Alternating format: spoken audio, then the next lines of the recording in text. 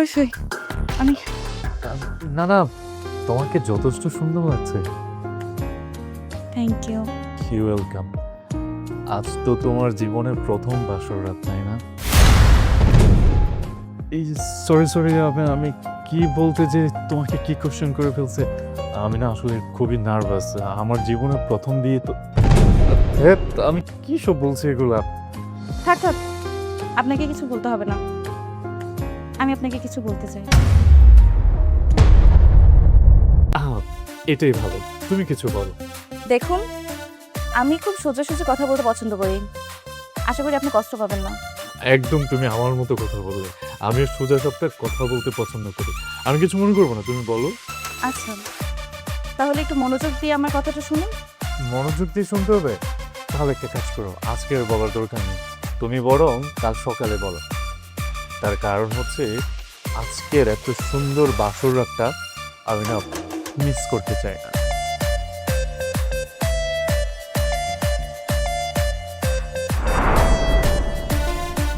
কাল সকালে নয়, আজকেই বলতে হবে। আচ্ছা, আপনার কি গার্লফ্রেন্ড আছে? ছি ছি ছি ছি, তুমি এসব কি বলছো? গার্লফ্রেন্ড আসবে কোত্থেকে?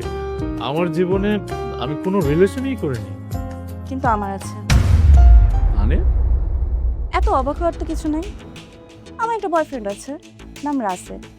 সে এখন বিদেশে থাকে। মানে তুমি সব কি বলছো? আই এম শিওর যে তুমি আমার সাথে মজা করছো, রাইট? হুম, ঠিক বলেছি। সে আগামী 5 তারিখ দেশে আসবে, তারপর আমি তার কাছে চলে যাব আর তার কাছেই থাকবো। তাহলে আমাদের বিয়ের কি হবে? সেটা আমি কি জানি। এই বিয়েতে তো আমি রাজি ছিলাম না। আমার বড় ভাই আমাকে জোর করে বিয়েটা দিয়েছে। আরে কি বলছেন এসব? আপনার বড় ভাই জোর করলো আর আপনি আমাকে বিয়ে করে নিলেন? একটাবার আমার কথাটা ভাববেন না?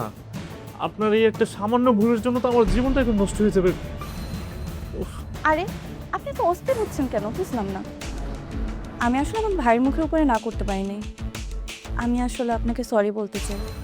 আর শুনুন, আপনার জীবন কেন নষ্ট হবে? আমি আপনাকে ডিভোর্স দিয়ে দেবো, আপনি সুন্দর একটা মেয়ে দেখে বিয়ে করে নেবেন। দেখুন, এই কথাটা আপনি যতটা সহজভাবে বলে দিয়েছেন, এই কথাটা আসলে ততটা সহজ না। এই ব্যাপারটা মোটেও সহজ না। আমার আমার তো মাথায় কাজ করছে না। আমার বন্ধু বান্ধব, আমার ফ্যামিলি মেম্বার্স, আমি তাদের কাছে কি বলবো? তারা কি থেকে কি ভেবে নিবে এখন? দেখুন, আমি এমনিতেও অনেক ঝামেলার ভিতরে আছি, দয়া করে আমাকে আর নার্ভাস করে দেবেন না। বিষয়টা আপনি শুধু শুধুই জটিল করছেন। আজ তো 2 তারিখ, 2 দিন পরেই 5 তারিখ। এই 2টা দিন একটু কোনোরকম ম্যানেজ করে না। আমি আমি বুঝতে পারছি না আমি কিভাবে ম্যানেজ করবো। এদিক দিয়ে মা তো হচ্ছে আমাদের হানিমুনের জন্য টিকিট কেটে রাখছে। শুধু তাই না, 7 ডেজের জন্য অলরেডি হোটেল সহকারে বুক করা। কি বলেন আপনি এসব? আমি সত্যি বলছি, আমি তো ভেবেছিলাম যে আমি আপনাকে সারপ্রাইজ দেব, কিন্তু এখন তো মনে হচ্ছে আমি নিজেই সারপ্রাইজ হয়ে গেছি। আমি যে এখন কি করবো আমার কিছুই মাথায় আসতেছে না। I have a plan. কাল আমরা কক্সবাজারে যাচ্ছি। আরে যার সাথে আপনি সংসারই করতে চাচ্ছেন না, তার সাথে আবার কক্সবাজার যেয়ে কি করবেন? আরে, এটাই তো টুইস্ট। কাল আমরা একসাথে হানিমুনে যাব, আর হানিমুন থেকে এসে সবাইকে বলবো আমাদের ভিতরে বনিবনা হচ্ছে না, তাই আমরা ডিভোর্স চাই। আরেকটা জিনিস, তুমি তোমার পরিবারকে বলবে আমি পাগল, আমার মাথায় সমস্যা আছে, আর আমার ভাইকে বলে দেবো তোমার মানসিক সমস্যা আছে। হিসাব চুকে গেল। ঠিক আছে, প্ল্যানটা ভালোই, খারাপ না। তাহলে ডিল ফাইনাল।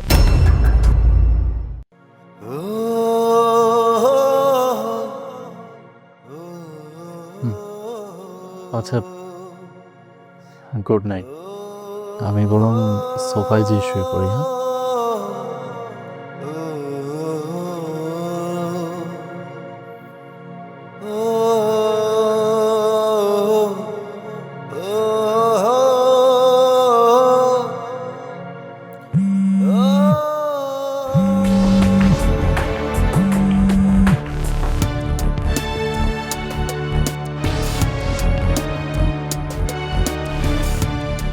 আরে, তুমি বারবার ফোন দিচ্ছ কেন?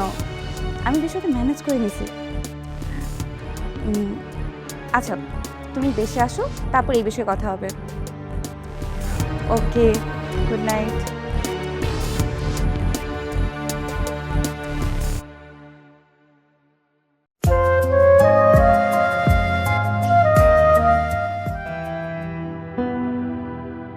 মা, কোথায় তুমি? আমরা রেডি হয়ে বসে আছি। আসছি রে বাবা, হাতের কাছে একটু শেষ করে নেই। ওহ, আমার ছেলেটা সব কিছুতে তাড়াহুড়া। এই যে বাবজান, আল্লাহর নাম নিয়ে যাও, ঘুরতে বেড়াতেছো, আনন্দ করো, এটাই চাই। কিন্তু একটা বিষয় বলে দিতেছি মা, মনে রাখবা, আমার বৌমা যাতে করে বেশি বেশি সমুদ্রের পানিতে না নামে, তাহলে কিন্তু আর ঠান্ডা লাগবে। মা, তুমিও না। ছেলে আর ছেলের বউকে পাঠাচ্ছ হানিমুনে, বিচের পারে, আবার নাও করছো যেন পানিতে না নামে। তুমি না। একদমই চুপ করো তো। মা, আপনি একদম টেনশন নেবেন না, আমি আমার আর আপনার ছেলে দুজনেই খেয়াল রাখবো। মাশাআল্লাহ, তোমার কথা শুনে খুব ভালো লাগলো, আমার লক্ষ্মী বৌমা। বাবা, কাগজপত্রগুলো একটু দেখে নিস যাওয়ার আগে। আর আমি ওখানে হোটেলের ম্যানেজারে ফোন করে বলে দিছি তোর কোনো চিন্তা নাই। আর একটা বিষয়, আমার এ নিয়েও আপনার কোনো চিন্তা করা লাগবে না, আমি এই দিকটা ভালোভাবে দেখে রাখবো। তুই নিজের যত্ন নিবি আর আমার বৌমার যত্ন নিবি, ঠিক আছে? যাত্রা পথে এত দেরি করতে নাই, যা, আল্লাহর নাম নিয়ে বাইরে। ঠিক আছে মা, তুমি নিজের খেয়াল রাখো, হ্যাঁ?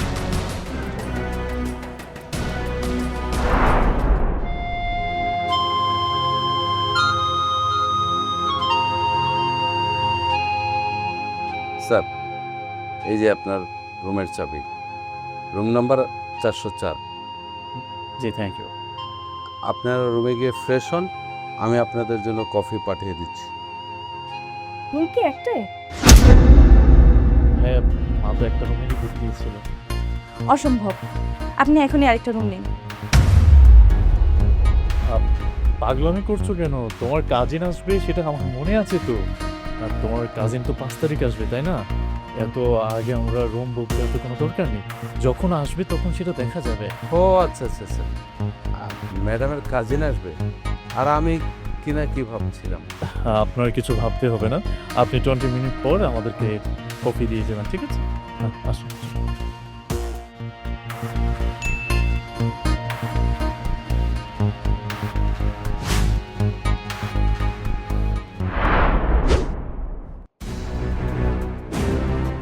রুমটা অনেক সুন্দর, তাই না? দেখুন, আমি আপনার সাথে এই একই রুম শেয়ার করতে পারবো না। শোনো রাইসা, পাগলামি করো না। এই হোটেলের ম্যানেজার আমার মায়ের খুব পরিচিত। উনি যদি কোনো কারণে জানতে পারে যে আমরা আলাদা থাকছি, তাহলে খুব বিপদ হয়ে যাবে। প্লিজ একটু ম্যানেজ করার চেষ্টা করো। ম্যানেজ? হ্যাঁ, ম্যানেজ তো করতেই হবে, সবই আমার কপাল। কিন্তু এই একই রুমে থাকার সুযোগ আপনি নেবেন না, কথাটা যেন মাথায় থাকে। রাইসা, তুমি বোধহয় এখন আমাকে চিনতেই পারো না। সুযোগ না? আরে সুযোগ যদি নেওয়ারই হতো তাহলে তো আমি প্রথম দিনই নিতে পারতাম। তুমি এটা নিয়ে একদম চিন্তা করো না। ঠিক আছে, আপনি তাহলে ফ্রেশ হয়ে নিন, এরপর আমি ফ্রেশ হব। রাইসা, আমার না একটা রিকোয়েস্ট ছিল। কি রিকোয়েস্ট? আর এত ভয় পাচ্ছি কেন? ভয় পাওয়ার মতো তেমন কিছু না। আসলে আমরা যখন কক্সে রওনা হয়েছিলাম তখন তুমি মায়ের সামনে আমাকে তুমি করে বলেছিলে। আমার সত্যি ওইটা শুনতে খুব ভালো লেগেছিল। মনে হয়েছিল যে আপন কেউ কিছু একটা বলল। আর তারপর থেকে তুমি আমাকে সে আগের মতো আপনি করেই বলছো। আমি চাই যে তুমি আমাকে সবার সামনে তুমি করেই বলো। দেখলে না, হোটেলের ম্যানেজারটাও কেমন করে তাকাচ্ছিল, পরপর ভাবছিল। আমার জাস্ট এই রিকোয়েস্টটুকু রাখুন। এই কথা? আচ্ছা ঠিক আছে, ডান। ভয় কেটে গেছে না? এখন তাহলে তুমিও ফ্রেশ হয়ে নাও, আমিও ফ্রেশ হয়ে নিচ্ছি। হ্যাঁ, আচ্ছা ঠিক আছে।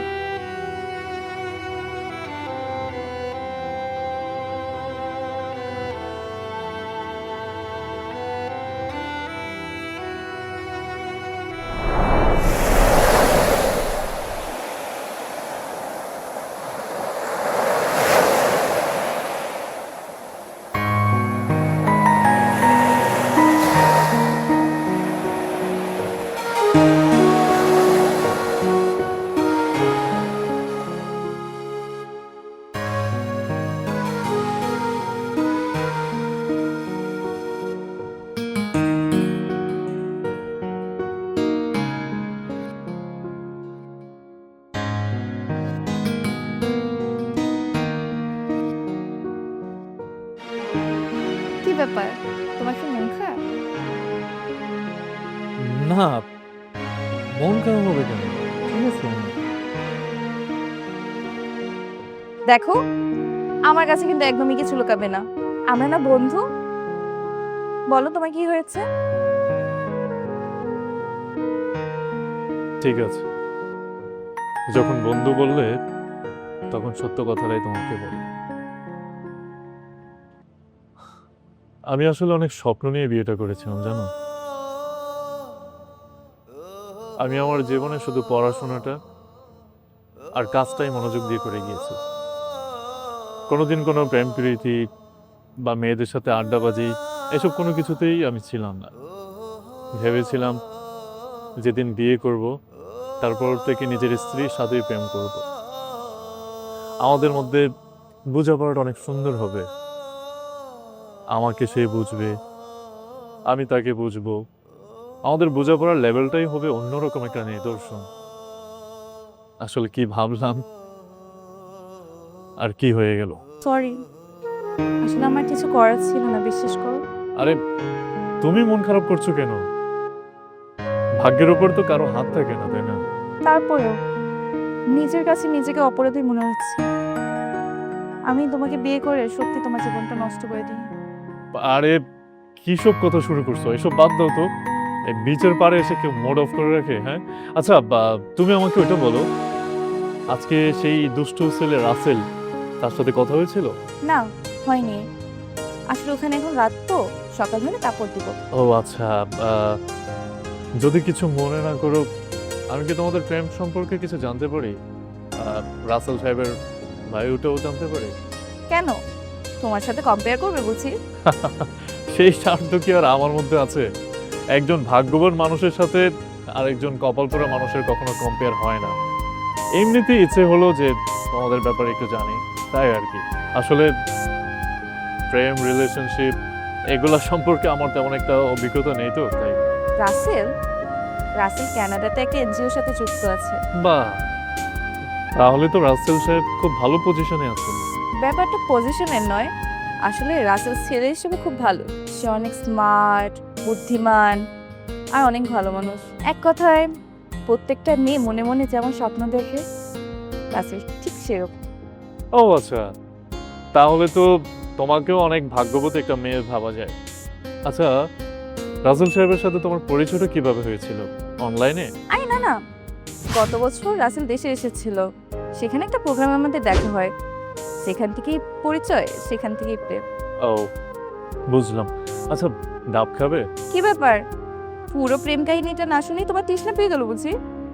হ্যাঁ পেলো তো, চলো।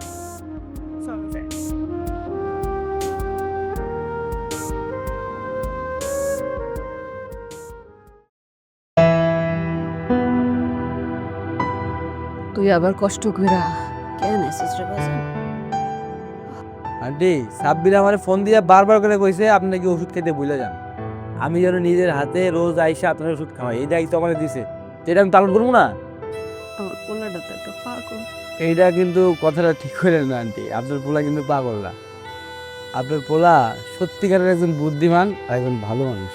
শোন, তোর সাথে যদি সাব্বিরের কথা হয়, ওর কবি নিজের দিকে একটু খেয়াল রাখতে। আমার পোলাটা নিজের যত্ন নিতে ভুলে যায়। আর হোটেলের অগরেও কয়ে দিতে কবি যাতে সবসময় ওর খোঁজ খবর রাখে। আচ্ছা ঠিক আছে আন্টি, আমি কমু না, কিন্তু সাব্বির কি আপনার কথা হয় না? ওরা একটা ভালো সময় কাটাইতে গেছে, হানি মনে গেছে। এই সময় আমি ফোন করে ডিস্টার্ব করতে চাই না। আচ্ছা ঠিক আছে, আমি ফুল করে দিব অনেক, আর আপনি কিছু চিন্তা করেন না। আমার ছেলেটার ভাগ্যটাও খুব ভালো রে, দেখস না কত সুন্দর লাল টুকটুকে বিদেশির মতো একটা বউ পাইছে।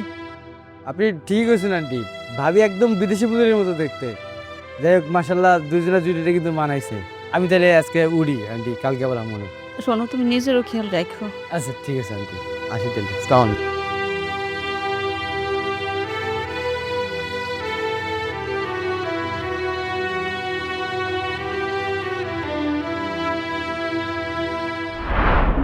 ঠিক বলছে। আরে না, তুমি এত টেনশন নিচ্ছ কেন? আমি একদম ঠিক আছে বেবি। তারপর আমার অনেক টেনশন হয়। ও সরি, আমি বোধহয় ভুল সময় চলে আসছি না? আরে না, ভুল সময় আসবে কেন? আমি একটু রাসেলের সাথে কথা বলছিলাম। ও কি ব্যাপার, তোমরা হাজব্যান্ড চলে আসলো বুঝি। কোনো সমস্যা? ফোন কি রেখে দিব? বেশি বেশি হয়ে যাচ্ছে কিন্তু। আচ্ছা সরি, একটু দাও তো, কথা বলি। কথা বলবে? আচ্ছা দাঁড়া, আমি দেখছি।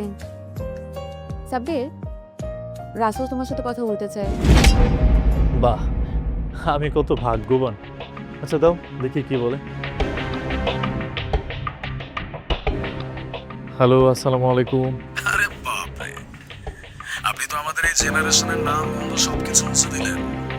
আজকালকার জেনারেশনে যেখানে ছেলে মেয়েরা হাই হ্যালো ছাড়া কথাই বলতে পারে না, সেখানে আপনি একটা লম্বা সালাম দিয়ে কথা বলা শুরু করলেন। হ্যাঁ, আসলে আমি তো আপনাদের মতো এত ভাগ্যবানও না, আবার স্মার্টও না। আপনাদের তো বিয়ের আগেই সব কিছু ঠিকঠাক থাকে, অথচ আমার দেখেন না, বিয়ে করার পরও সব কিছু ঠিকঠাক হলো না। বাহ, আপনি তো খুব জমিয়ে কথা বলেন। কি জানি, হয়তো বা কথা বলতে হলো তাই বলে দিলাম। বেশ মজার মানুষ আপনি। দেশে ফেরার পরে আপনার সাথে আমার বেশ জমবে। আপনি আসুন, তারপরে সেটা দেখা যাবে। এনিওয়ে, আপনি রাইসের সাথে কথা বলুন। বলো। আচ্ছা শোনো, আমি ফোনটা রাখছি। হ্যাঁ, তুমি কিন্তু অবশ্যই ঘুমানোর আগে বালিশের কাছে ধারালো কিছু রাখবা। আরে না না, তার আর দরকার পড়বে না। 2 দিনে বেশ ভালোই বিশ্বাস করে ফেলেছো দেখছি। বাদ ওয়ে, ঠিক আছে তাহলে থাকো, বাই। আচ্ছা ঠিক আছে, তুমি ঘুমিয়ে পড়ো।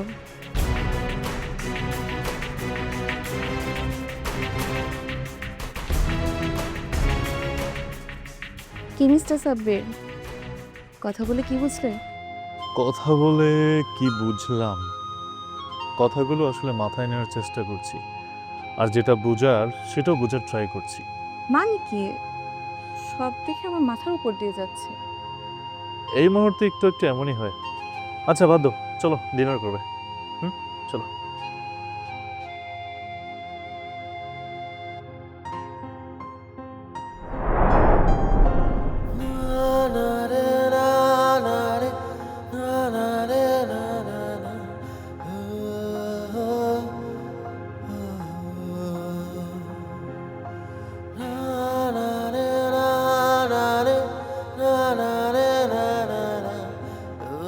স্যার, আপনার কি কিছু লাগবে?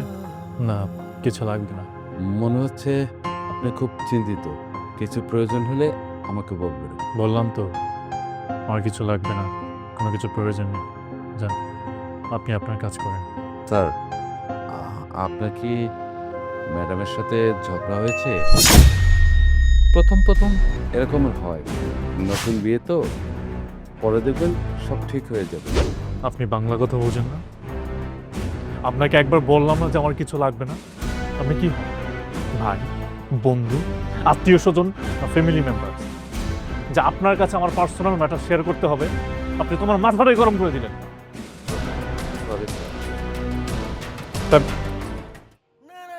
ভাই শোনেন, আমার না আসলে মাথাটা ঠিক নেই। সরি, আপনি কিছু মনে করেন না, আমি আপনার সাথে যাতা ব্যবহার করে ফেলছি। সরি। ছি, সরি বলতে হবে না, আমি কিছু মনে করিনি।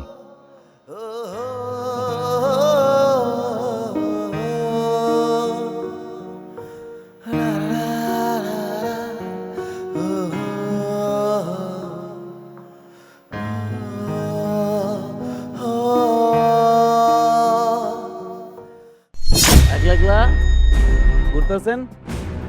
একা একা ঘুরছো মানে? সকালবেলা দেখলাম একটা মুরগি লয়ে আছেন, এখন একলা চলে না আমার লাগে। আজব তো, এভাবে উল্টাপাল্টা কথা বলছেন কেন? আমি এইভাবেই করি। আপনি কি আমাকে বাজারে এনে পেয়েছেন? না না, আপনি বাজারের মেয়ে না তো। আমরা যেই মায়েরা ধরি পরে নিয়ে বাজারে দিই। আপনি টেনশন করেন না। আপনি যদি আমার কথা না শোনেন, আপনার উঠায় লয়ে যদি আমার 2 মিনিটও সময় লাগবে না, উঠায় নিয়ে বাজারে বহাই দিলেই বাজারের মেয়ে হয়ে যাবেন। আপনি অনেক বাজে মানুষ, অনেক ফালতু একটা মানুষ। আপনাকে যেন আমার সামনে কখনো না দেখি। যত সব।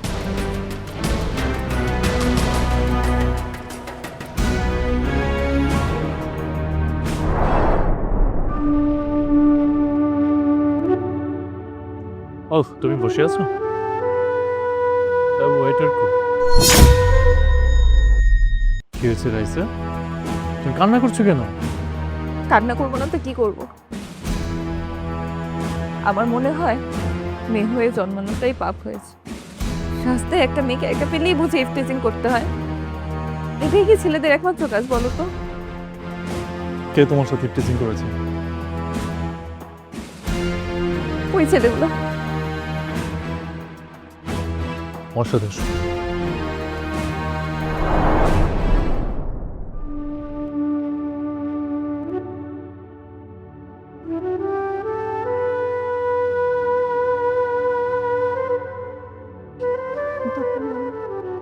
হে আল্লাহ, আল্লাহ আপনি আমার ছেলেটারে সুস্থ রাখেন, বরকত দিন, ও সকল বিপদ আপদ দূর করে দিন। আল্লাহ ওর সংসারটারে আপনি নিরাপদ রাখেন, দুইজনে ভালো রাখেন। আল্লাহ আপনার কাছে আর কিচ্ছু চাওয়ার নাই। আমার হায়াতের বিনিময়ে আপনি আমার সন্তানের ভালো রাখেন।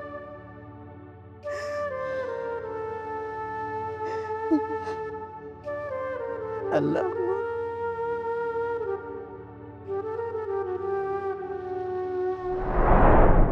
নাও আমার কিছু খেতে ইচ্ছে করছে না। দেখো, এমন করলে কিন্তু চলবে না। তাছাড়া তো তোমার অ্যান্টিবায়োটিকও খাওয়া লাগবে। বললাম তো আমার কিছু খেতেও ভালো লাগছে না, কিছু নিতেও ইচ্ছে করছে না। দেখি তো। আরে তোমার গায়ে দেখছি অনেক জ্বর। তোমাকে কে বলেছিল ওইখানে যে মারামারি করতে? তোমাকে ওরা বাজে কথা বলছে, আমি কিছু বলবো না, এমনিতেই ছেড়ে দেবো। সেই জন্য কি মারামারি করবে? আমি কি তোমার? তুমি আমার স্ত্রী, আমার বিয়ে করা স্ত্রী।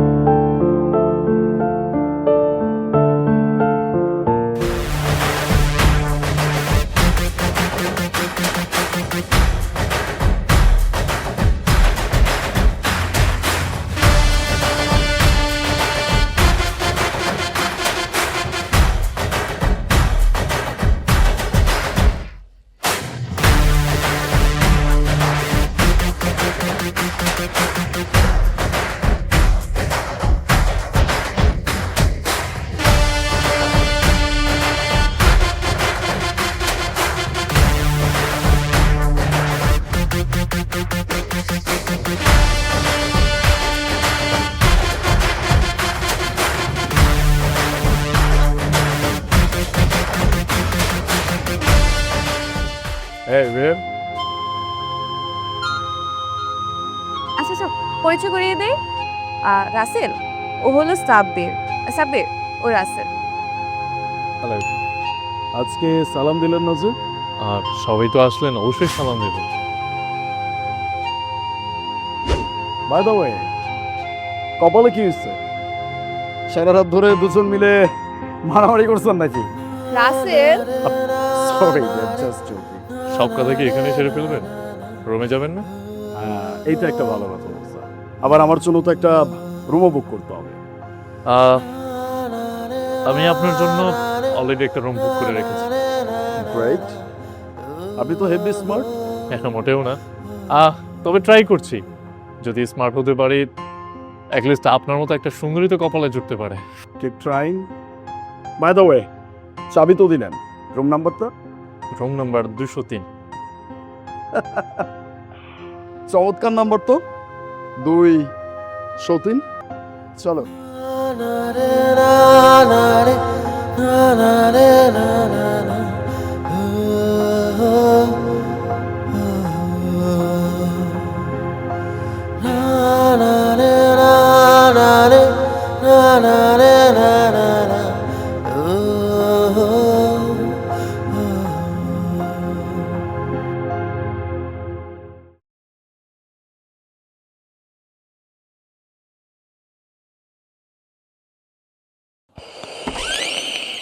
রাসেল, তোমাকে আমি কতক্ষণ ধরে কল দিচ্ছি, তুমি ফোন পিক করছো না কেন?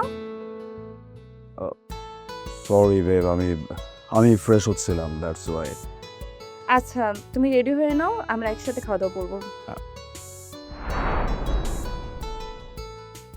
যাবে তো, তার আগে কি করছো তুমি এগুলো?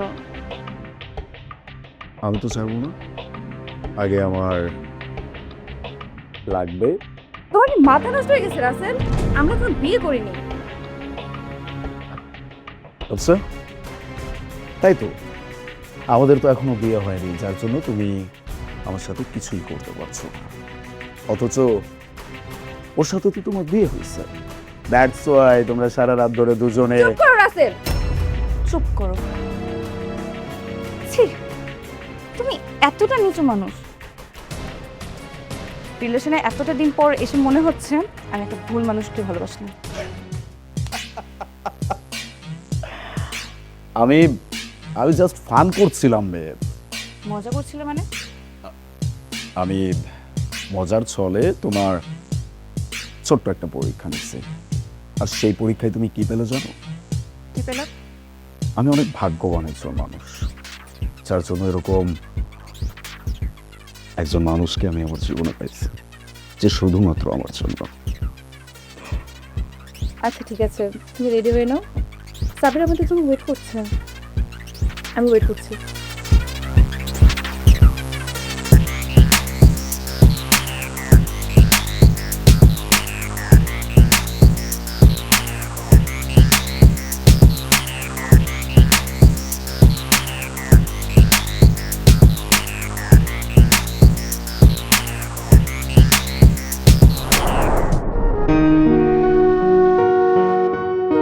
কতদিন পর তোমার সাথে আমার দেখা, আই এম সো হ্যাপি।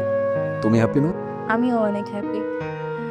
আসলে মনেই হচ্ছে না যে আমাদের দেখতে দেখতে একটা বছর কেটে গেছে। কি ব্যাপার, প্রেম তো ভালো চলতেছে। মুরগি গিয়ে নতুন, আগের থেকে পলাইছে। মুখ সামলে কথা বলুন। আরে আস্তে আস্তে, মুখ তো সামলেই আছি। তুমি যা, তোমার তো তাই কমু নাকি? আচ্ছা শোনো, কালকের দিনটা আমার জন্য কি লাগবে? আইফোন দেবো না একটা? এখন কিন্তু বেশি বেশি হয়ে যাচ্ছে। ভাইয়া, ও মেবি বুঝতে পারে নাই, আমরা এখান থেকে চলে যাচ্ছি। চলো তো। আরে রাখো তো তুমি, তুমি কেন যাও? আমার ওনার সাথে বোঝাপড়া আছে। এই মিয়া, রাখেন না, দেখতেছেন না বোঝাপড়া করতেছি, একটু বোঝাপড়া করতে দেন।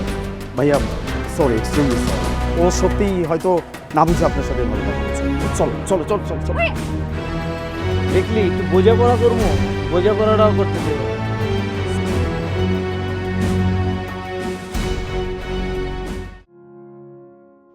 হ্যাঁ মা, বলো। কি যে বলো না, আমি তোমার বৌমার কেয়ার করব, উল্টো তোমার বৌমা আমার যে পরিমাণ কেয়ার করছে সেটা আমি তোমাকে বলে বোঝাতে পারবো না। আচ্ছা মা, শোনো না, আমি তোমাকে পরে কল করি, হ্যাঁ পরে কথা বলি, আমি একটু কাজ আছে। Okay, ঠিক আছে মা।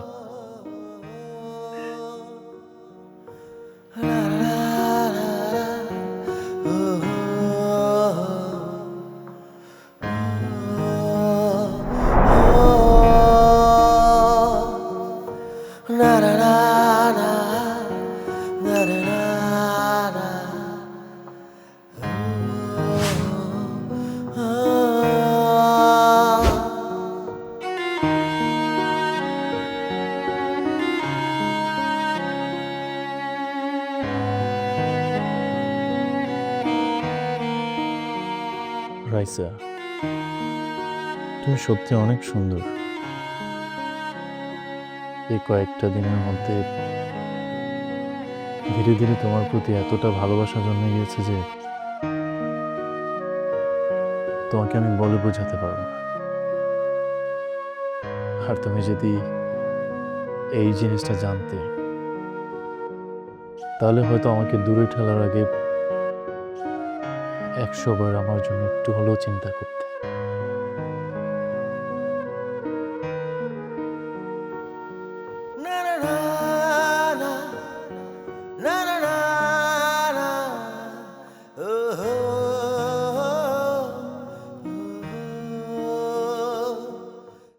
ঠিক আছে বস, আপনি একদমই চিন্তা করেন না। আর তো মাত্র কটা দিন, সব ঠিক হয়ে যাবে, নো টেনশন। রাখছি।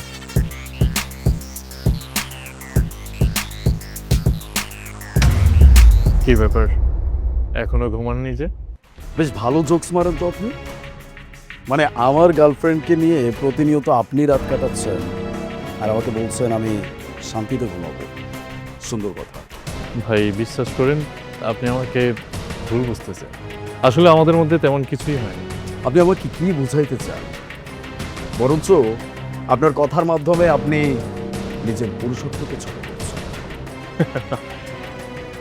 পুরুষ হলে কি পুরুষত্ব দেখাতে হয়? কখনো কখনো ভুল জায়গায় পুরুষত্ব দেখানো মানুষগুলোকে কি বলে জান? কাপুরুষ অথবা দর্শক। আশা করি আমার কথাটা বুঝতে পেরেছেন। এক্স্যাক্টলি।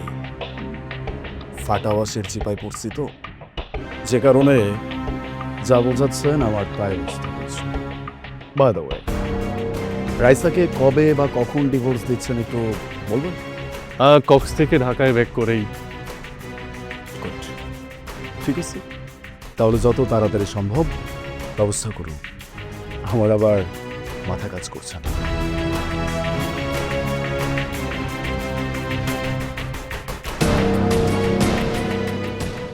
কি শুনলাম আর কি দেখছি, ওহ মাই গড।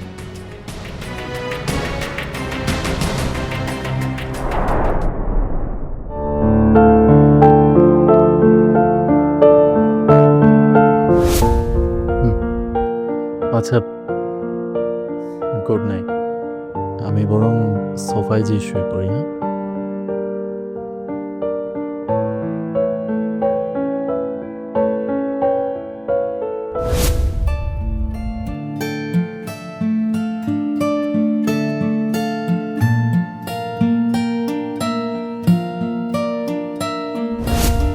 আচ্ছা তুমি রেডি হয়ে নাও, আমরা একসাথে খাওয়া দাওয়া করবো। যাবে তো, তার আগে কি করছো তুমি এগুলো? আমি তো জানবো না, আগে আমার লাগবে।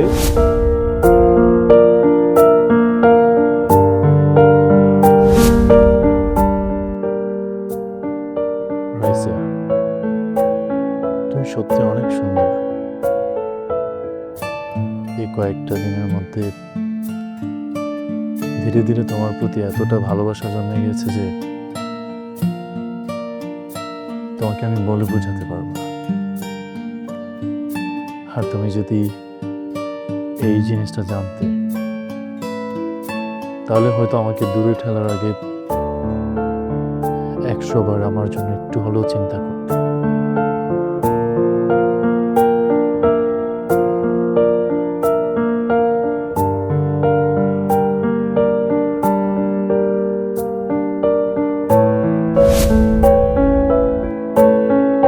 আমি বোধহয় না বুঝেই সাবরিটা অনেক কষ্ট দিয়ে ফেলেছি। আমার একটা বার ওকে সরি বলতে হবে।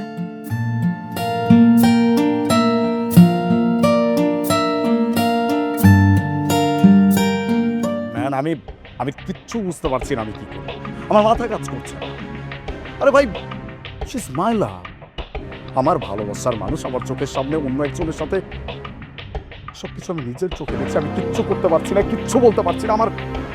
আমি তো তাকে ভালোবাসি না। কি আমি এই ভালোবাসার জন্য না পারছি তাকে কিছু বলতে, না পারছি এসব আমি সহ্য করতে, জাস্ট নিতে পারছি না, নিতেই পারছি না। তোকে বললাম একটু ভালো লাগছে, এই ব্যাপারগুলো নিজের মধ্যে রাখতে রাখতে না আমি পাগল হয়ে যাচ্ছি। পরে কথা বলছি।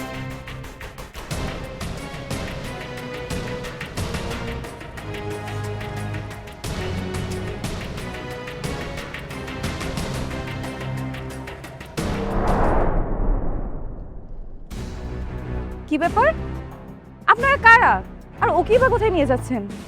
ম্যাডাম, আমরা ডিবিতে আছি, হচ্ছে আমার কার্ড। আর এই রাসেল ও রাসেলের গ্যাংকে আমরা অনেক দিন যাবৎ বিভিন্ন জায়গায় অভিযান চালিয়েছি ধরার জন্য। অবশেষে আজকে সাকসেস হয়েছে। আপনারা এসব কি বলছেন? সব তো আমার মাথার উপর দিয়ে যাচ্ছে। রাসেল ও তার গ্যাং মানে? ম্যাডাম, আপনি নিজেই তো একজন ভিকটিম। আর 2টা দিন গেলে বুঝতে পারতেন যে এই রাসেল কি জিনিস। এই রাসেল হলো একটা জাল। ওর মেইন বিজনেসই হচ্ছে নারী পাচার এবং টাকা আত্মসাৎ করা। শেষমেশ বেশি দিন লুকিয়ে থাকতে পারলো না, অবশেষে আমাদের জালে ধরাই পড়লো। আরে বাহ, এত বড় একজন ক্রিমিনাল আমাদের সাথে আমাদেরই গেস্ট হয়ে আমাদের সাথেই থাকছে, অথচ আমরা কিছুই জানি না। Russell, you are great bro. Sir, যান নিয়ে যান। অফিসার, নিয়ে চলো।